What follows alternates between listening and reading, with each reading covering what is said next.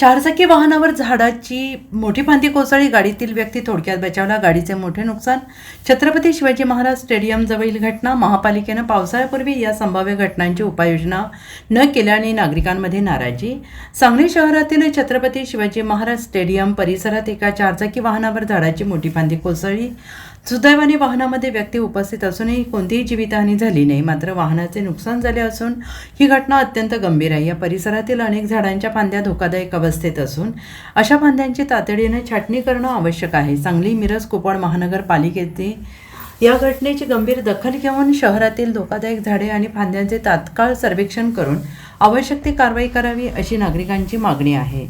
वास्तविक पावसाळ्यापूर्वीच तीनही शहरातील रस्त्यावरील झाडांचे सर्वेक्षण करून अशा फांद्या महापालिकेच्या कर्मचाऱ्यांनी वेळीच कापून टाकल्या असत्या तर आजच्यासारखी दुर्घटना टाळली असती, असं मत नागरिकांमधून व्यक्त होत आहे. अशी उपाययोजना न केल्यास भविष्यात मोठी जीवितहानी होण्याची शक्यता नाकारता येत नाही. Bureau report, SBN Marathi, Sangli.